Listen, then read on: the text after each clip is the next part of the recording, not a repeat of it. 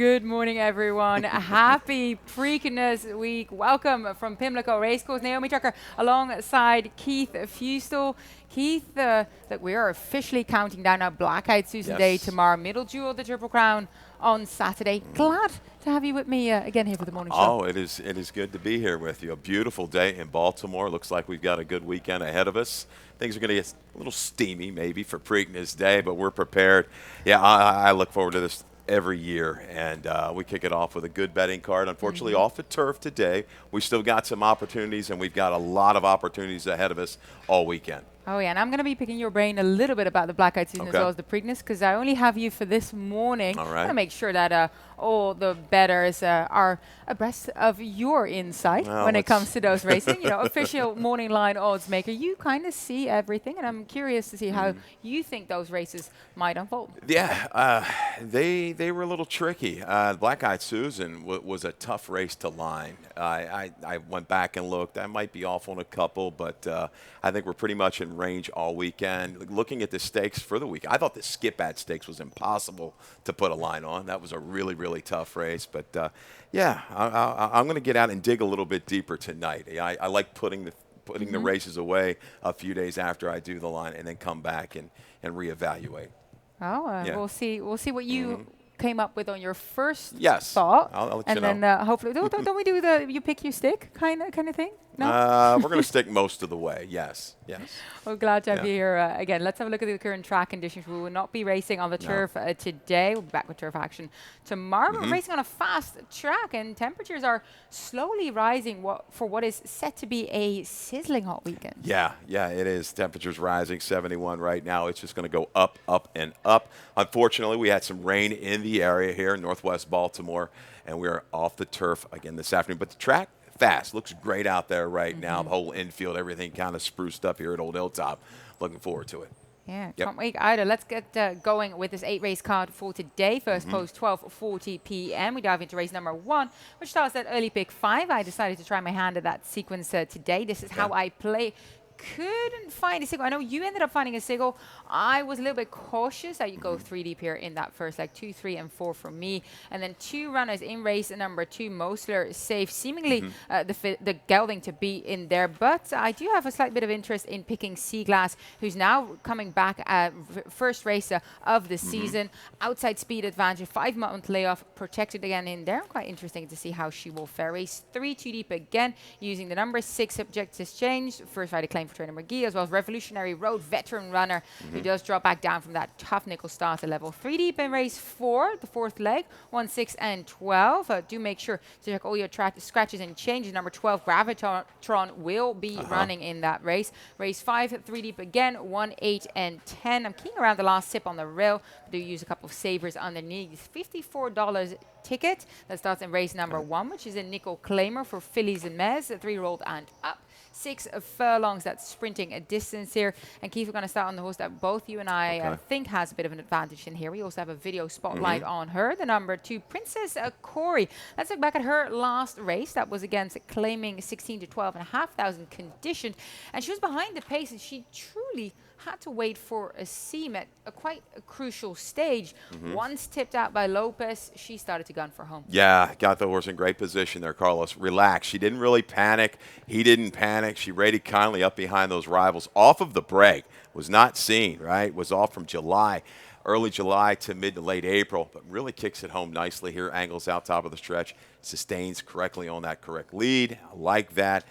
Now aggressively dropped in for the nickel. Was my Kieran not question scared. here. He Yep. is not scared to do this at all. You've got trainer bonuses going on. Kieran likes money. We all like money, right? So, yeah, drops in here. This is a high percentage move for him over the last few years. So it doesn't really scare me too much. Princess Corey right back. If you're going to maybe upset the apple cart, our true sensation, she's like a one-trick pony. She is the speed of the speed, in my opinion. Let her go out there, see how far she goes. And going to use Ravenel underneath, just try to juice that exact up. And, you know, she might get beat. I mean, no doubt. I mean, they are. It's definitely a little worrisome when you've got a horse because he's playing the conditions. Say she goes through this, okay, so now she's kind of out of those conditions. Where do you go? But her figs, she's run upwards, what, a low 70? Okay, if she can get back to the high 60s, that does work for a higher level. So we'll see what Kieran's got in store for Princess Corey. I used Grace Isabella as well, second after being claimed for Trainer Mary Jr. as well. Grant Whitaker on board, just a combination that you don't want to sit on, especially when getting back to a level that is just much more suited to her abilities. Does have to kind of start showing her best self again, but has run in the past figures that would make her very competitive in here. So kind of see if the 8-year-old mare can still run up for a little bit. Absolutely. I thought she would have a little bit more late kick last time. She did more chasing. She has shown the ability to rate in the past and rally into it. I think that's going to be her best bet if she's going to be around the money this afternoon. And race number 2 is a maiden claiming event, $25,000 to $20,000. We started with my early pick 5. Yeah. We've got your early pick 4 coming up next. We've been doing okay with these pick 4 tickets. We have. You caught one the other day. I think closed out Sunday with a $24 ticket, returned like 500 and change, and we caught one for 600 on Friday. So hopefully you're playing along. These things, they're not easy. And I tell everybody, it's a marathon, not a sprint. So you kind of got to stay with us, trust us a little bit. Here's your ticket. If you want to go a little deeper here in race 2, I think some of these races are really wide open, even races off the turf. So I single Mosler safe. Really gritty effort last time for this Mosler gelding. Got beat by his stablemate, Most Perfect, there in the last few strides. 2 deep in the 3rd with the 6 and the 7, subject to change and Revolutionary Road. Here we go. Here's where the spread happens. 1, 5, 6, 7, and 12. Start with a bang, a price play in race number 4 and the 5th. 1, 2, 3, 9, 10. You could even find a couple other ones in there. I didn't even use Bliss This, who's going to have some action bet on that one. So there you go. $25 to get you started. Let's hope we can get that single home in race 2. See, now I want to get to race 4 and race 5 to see what you're thinking here. But let's talk about race 2. We're going to start with Moses Safe, who seemingly is the gelding to be in that spot. He might just try and slip away and control the pace. Cut back here after a fast duel last time out, or 6 furlongs, as you highlighted, was bested by his stablemate. Also a progeny of Moses. It was a Mosler 1-2 and a 1-2 for trainer Michael Trombetta as well. Driven the entire way by Dennis Arujo. Drifted a little bit out when tiring, but really wouldn't give in. Like you said, gritty effort. Clearly his best race today. Dead game to the wire. They didn't go super fast early, kind of went with a softer second quarter, which allowed them to stay.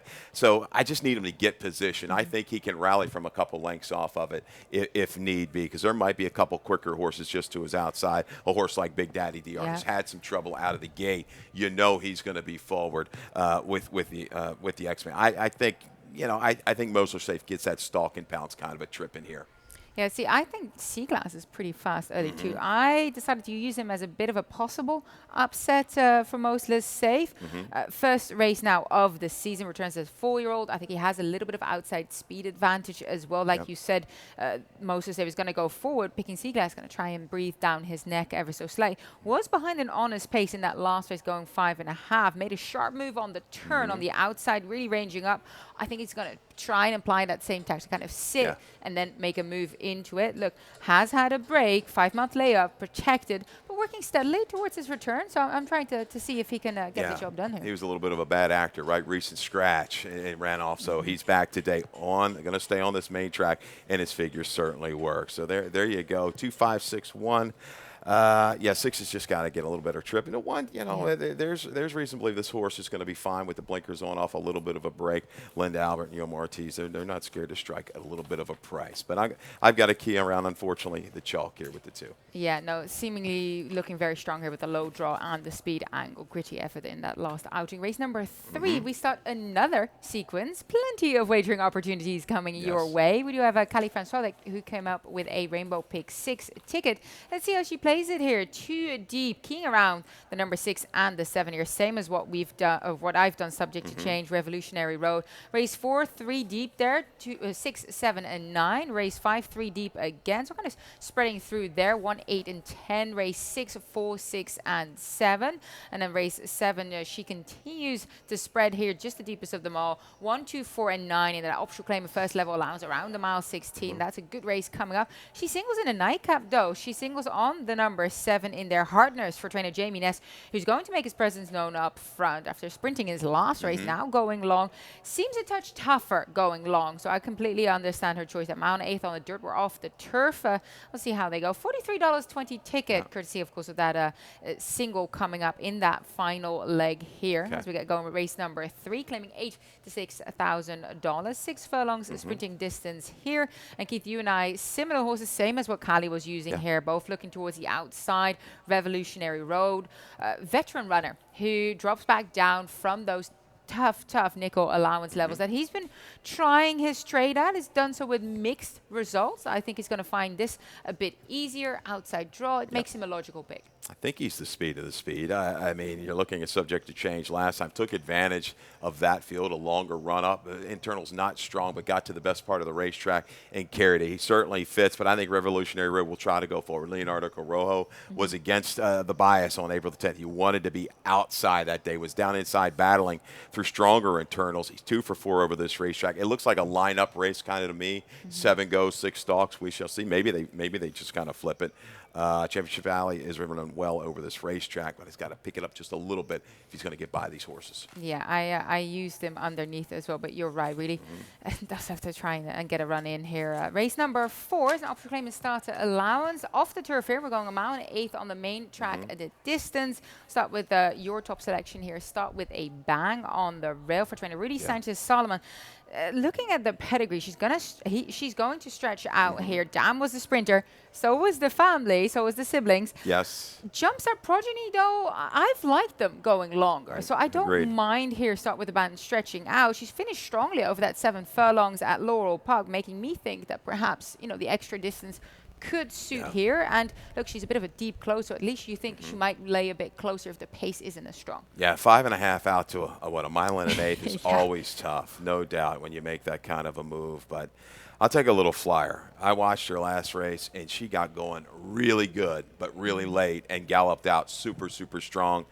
A little bit of a reach, a little bit of a price play. I don't know how much flow she's going to really get in front of her. But Rudy Sanchez Solomon, second off the claim. If you got a little hope here, last 2 years on the dirt, Naomi 28% with an ROI of 282. He's 8 for 29.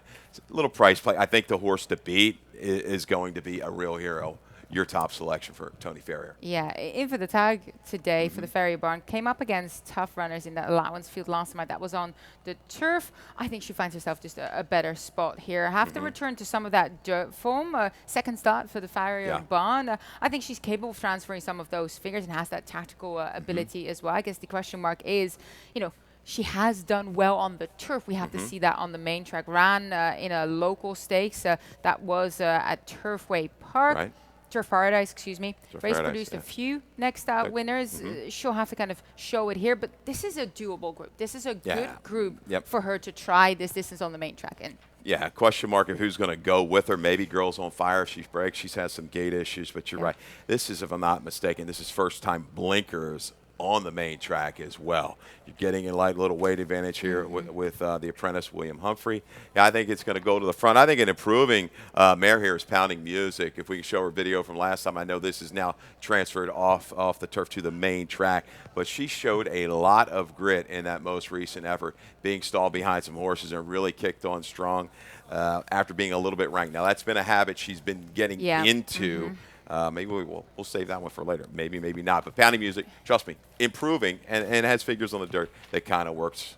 Yeah, she got keen and rank, and she's impeded by traffic. At least the field size is just a little bit smaller here, so the chance for her to perhaps get a clean trap heightens with that fact. So yeah, I use her underneath. Have to do it on the matrix. How about Gravitron, though? First off the claim, comes over from Keeneland, has shown good races. She burned herself up a few times on the front. Yeah. Unknown factor coming in here. Really question, but this is Ness. And Ness, first time Ness is always pretty good. This horse has some speed. Yeah, I think she'll be sending from the outside. We'll take a quick break, but stay with us for the rest of the card.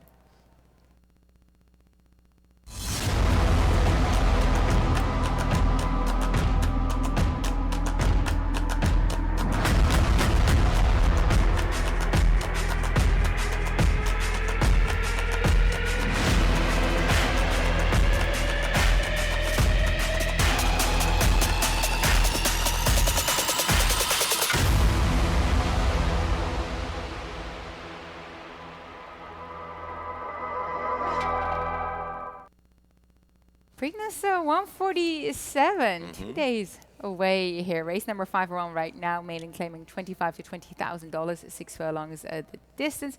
Let's start with a video spotlight on the last sip because I have him on top. Okay. Winner Michael Merriman helps to get him going. I think that the blinks are going to go on as well because he needs a little bit of focus. He dropped back from a bit of a feisty pace in that place, started a sharp move at the beginning of the home turn, swung wide, tried very, very gamely.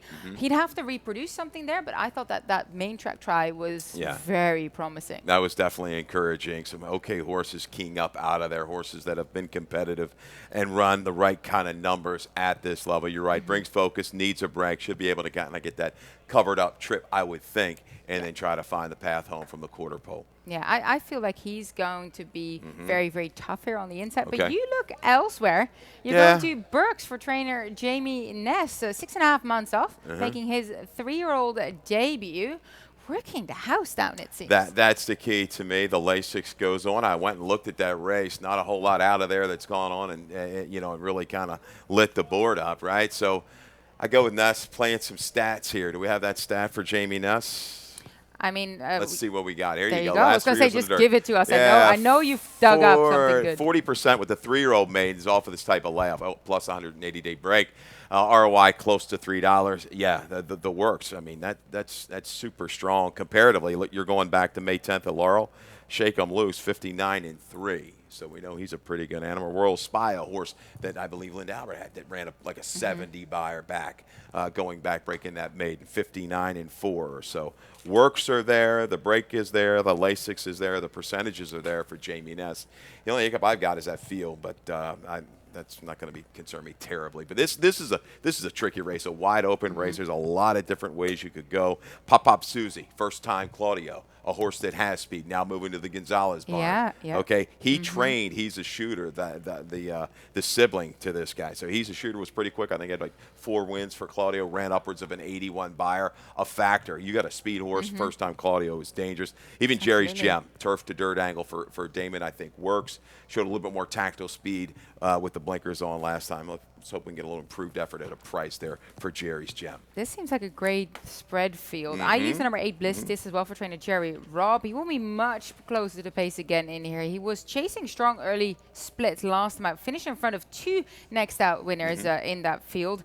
Never been off the board. I think he's going to try his hardest by Divining Road. No Divining Road's prodigy tend to do well early on in their career. He's had a couple of starts. Look at Jerry Rothbarn, X-Men. You know that they're going to try and go to the front and get that early lead and see how far he can take them. But over 6 furlongs, that's a tactic that seems to work pretty well for them. It does. It does. X-Men, he can carry a horse home with the best of them, no doubt about it. Wide open race. I think it's a spread race. Take a price in there. Take something 6, 8, 10 to 1. Use them with 5 or 6 horses and hope you strike. That's the way to approach race number 5. Oh, that's the way you approach it as well. I remember seeing spread deep and see if you can get that price home. Race number 6 is 2 other than optional claiming event, 5 furlong. That's sharp distance on the main track here. And Keith, we landed both on the number 4 main track only. Moody Woman. This is exactly what they hoped would happen in here. She isn't as pace dependent, I feel, as some of the closes are, shown by her laying closer to the speed over that 5.5 furlong distance last time out. I thought it was very encouraging. She got produced at the top of that lane and she just swoosh past the field. They've got her in razor sharp form now, and I don't think there's anybody that's going to get terribly far away from her. That was a wake-up call, being within 2 last time out in that field. Some good horses there. Noble Bid, Bandit's Warrior. Yeah, she's going to take on older. It doesn't matter. This time of year, give me the improving 3-year-old. I like this Moody Woman, somewhere from just mid-pack to get it done. She'll have some speed to target. Obviously, proper attire might be the speed of the speed. She needs to break. She's a main track only entry as well, and she's going to blitz from the gate if she gets away strongly. And she got that controlling outside spot again, took them coast to coast, was rolling up front at 2 other level last time with plenty left to give, going the 5.5 furlong, 2 starts back. Excuse me, not last time, 2 starts back. I thought that was very encouraging. Perhaps that took a little bit out of her when she lined up next time on a sloppy surface as well, trying to give her some excuse to see her return here in best form. And you think the one as well, right? Maybe that's that sneaky little price user in here behind the couch. I don't know what's happened the last 2. but they kind of hold her here, protect. She's got the right kind of running style for these little races to save ground. We know Arojo can really, he's well with these horses that have to make the move from off the pace sprinting. I'll give her one more shot because her last two really dirty up that form. Yeah, I looked at that last race. She had nowhere to go. Dennis had her underneath him. She was full of run. You see that? Yeah, and the comment. Yeah. Yeah, and he wanted to go and basically ended up having to switch out, get steady, take her back, go around. Looked like the race was over at that point. He then protected her a little bit late, not asked for too much. Yeah, you're learning now. Which There you go. Don't give out everything now. Come on. Jeez. Behind the couch, I like her coming in here. Let's hope that she gets a clean rolling trip down the lane here. Let's talk about race number 7 as well. So we move along through the card here. 8 races coming your way. Live action returning pretty shortly. Mile 16, optional claim of first level. 4 fillies, a 3-year-old, 1 other then. And we use similar horses-ish. This is an interesting field. Let's talk about Charming Way. You have her on top, Madison Myers trained. A little bit of a rematch here with Blueberry Indigo as well. And you can see there that Charming Way, she came up behind a bit of a loose leader in Blueberry Indigo. That's what, trying to scoot up, was able to scoot up on the inside. Now, that's why Jevian Toledo is one of our leading riders here. He goes and finds a gap. He is patient. He's ice cold. He knows it's there, and he takes it. Yeah, takes it. It gets in a little bit of a precarious situation, dropping down inside, and really battles. Bill called this chart, and a little bumping going on there right around the quarter pole. And when he puts out tenacious, he doesn't dole out compliments a lot. You really got to kind of catch his eye. He's been doing this for so many years. And just he loved the way that she dug in through this stretch run, kind of pinned down. And you don't have a lot of experience, but, man, she showed a lot of grit. Yes, Blueberry Indigo. Speed, again, I think it's going to be shown. Maybe Forrest tries to take her back just a little bit because there is some speed to her inside. But I do believe Charming Way will get that great trip. Her second time going long, saves every bit of ground. And then, hey, 3/8 pole, if you got to move out and circle, go right ahead. I like the improvement here with Charming Way for Madison Myers. Yeah, I thought she was very, very good in there. I don't actually have that much against her. I just think this is a very deep field. Deep Blueberry field. Indigo, she made the running. She expended a lot of energy there up front, then dug in oh so gamely when Charming Way came at her. So I just give her a slight advantage there. But I look towards some of the other runners in this spot. The number 9 is my top selection here, unadulterated for trainer Brittany Russell. Yes, got to the front. Didn't work as hard for it, but when headed, kind of just kicked clear, and it felt like there was much more to come from her. Like, I don't think we've seen how talented she is just yet, and this might just be the first of perhaps many tests for her. Yes, draws outside. Yeah, we'll see if she can kind of sit and rate. She kind of let a horse go inside, and she didn't phase her at all and kick back away. I saw Sheldon Russell not too long after that race that day. And we had her on top, so we got away with a good price. I said, man, you got Brittany Russell at close to 6-1 in debut. Yeah, he's like, we were really high on her, had to kind of back off, and then she's kind of developed since. The only sad, you hate to, kind of give anybody any grief.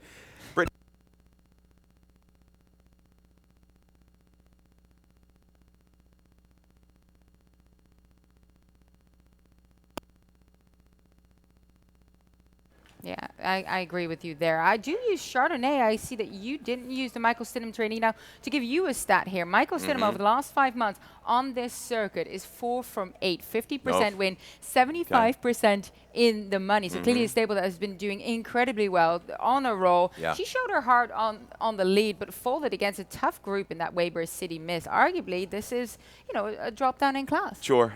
This was a horse, and this whole race was difficult to line, and I kind of defaulted into Chardonnay, knowing the record, and you see Stidham and staying here, and you see those numbers, the fairgrounds next out winners. So that was it. And comparatively, how she was bet, compared to Click to Confirm, who's not going to run here in the Weber City Miss. So she kind of default favor. Wouldn't surprise me if she's second choice, third choice when it's all said and done. I'll use her. I just think she's really going to have to work for it. That last eighth of a mile, she's going to have to prove to me she can stay into some of these fractions. Blueberry Indigo, unadulterated, a couple of these other horses, they're going to be out there making her work. Jackie the Joker, kind of that sneaky price play to roll up and maybe pull a little shocker here for Ferrier. And come from off the pace when everyone is battling on the lead. Our nightcap is race number 8, optional claim. It starts at allowance, mile and 1/8 on the main track again here. And similar runners that we landed on here. We'll start with your top selection, number 7, Hartness, for trainer Jamie Ness here. I think it's Cali's single in the Rainbow Pick 6.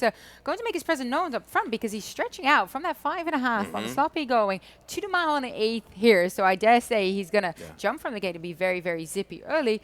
Seems just a touch tougher going long, though. If you look at some of his performances, he tends to do better when maybe just off the pace, kind of keep on rolling, keep on moving. So perhaps they just wanted to get that race into him or wanted to try something out with him, and now getting back to what he likes. Well, that's 31%. He's 31% with everything, but this move, sprint the route.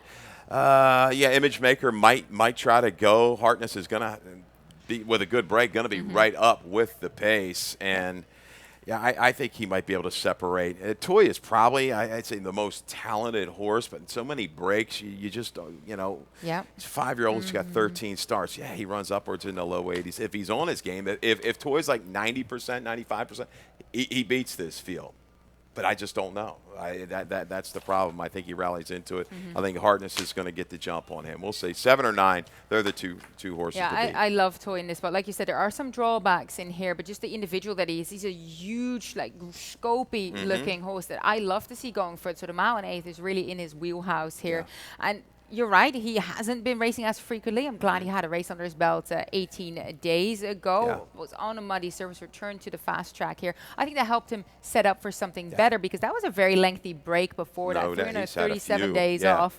So at least one race under his belt to move him forward here in the nightcap. I'll quickly mention number 4 that we both use underneath as well, Image Maker. You mentioned already possibly one of the speedsters. I do think there's a few that are going to try and make the running in here. Yeah, he's got to be forward in this group. Shorter field. Ricky Silliman, again, the barn doing quite well at this meet. Pay attention to Ricky Silliman. But yeah, Hartness or Toy, I'll key around these two. I think those two are the most likely individuals to get their picture taken in our nightcap here at Pimlico, as we get going with lightning round and look ahead at this weekend's action.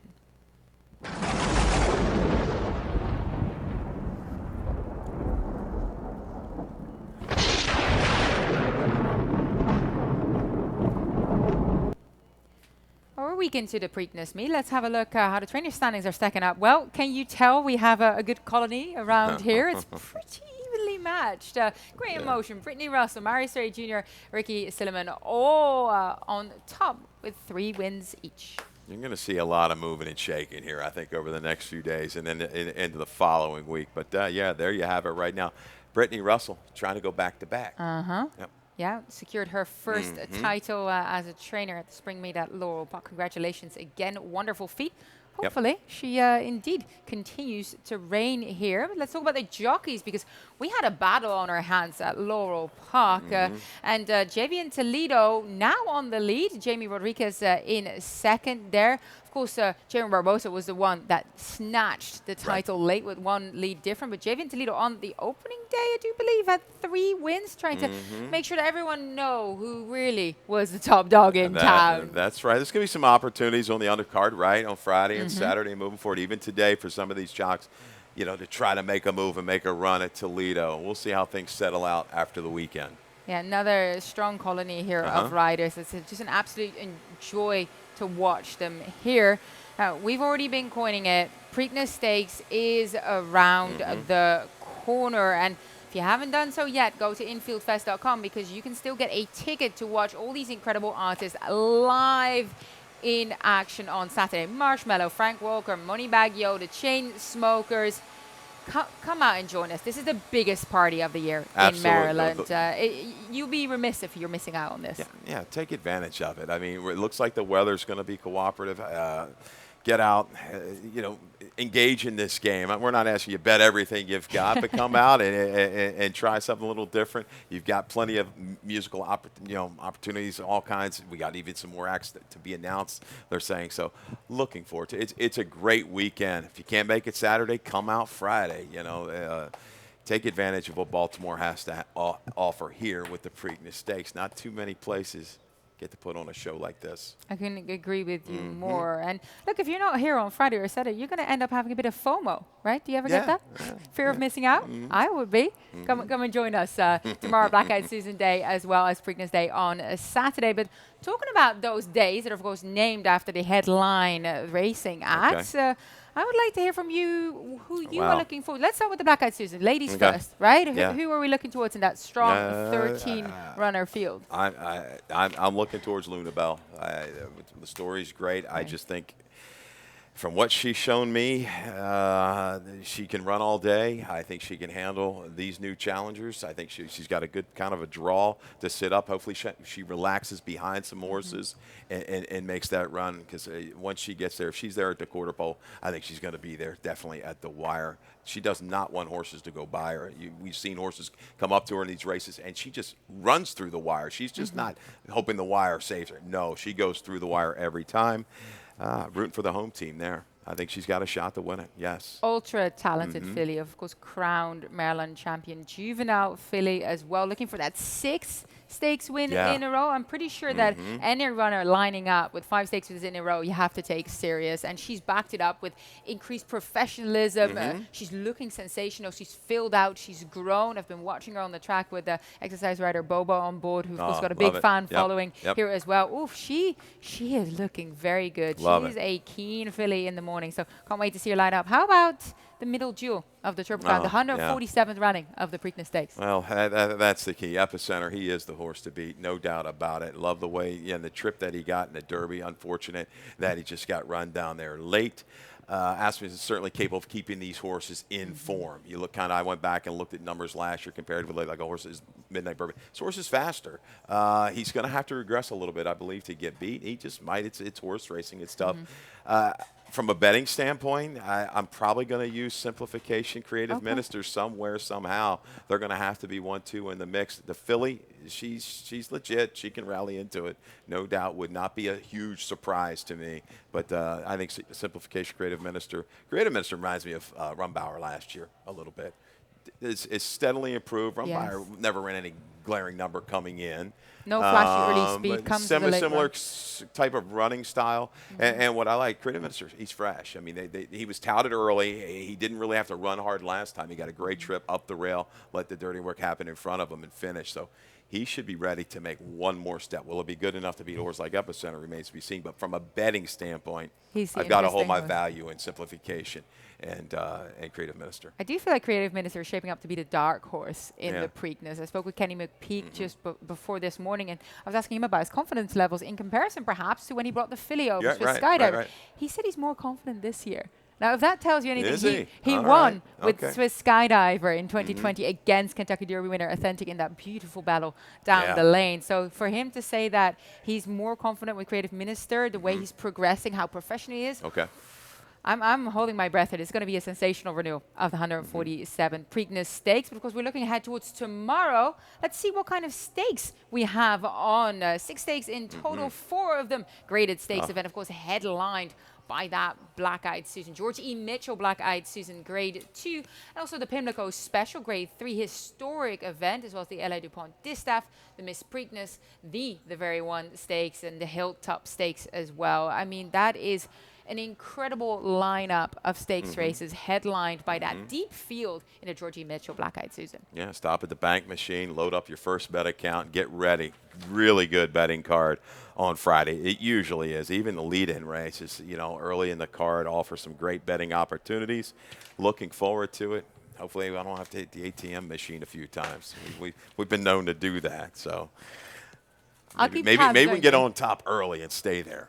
I'll check in with you to see how you're faring throughout the day. As you won't be joining me, unfortunately, tomorrow or on Saturday. So I'm going to bid you goodbye, but I know you'll keep a watchful eye out from the top of the stand. And yeah, we've got our other job, Equibase, doing the charts and everything. Bill and I upstairs trying to keep the eyes out. Keep an eye out for everybody, for the betting public, because that's what we take pride in. The trip notes, giving you the right information. So yeah, we've got to be tied on for these couple days. Absolutely. Yep. Well, that concludes the morning show for us. I'll be back later this afternoon, joined by Callie Francois, as well as Ashley Mayu, who came in from Florida to support our team here. Can't wait to have her on board as well. And talking about upstairs, of course, we're going to direct you towards the voice here at Old Hilltop, Dave Rotman, to tell you what all the scratches and changes for today are like.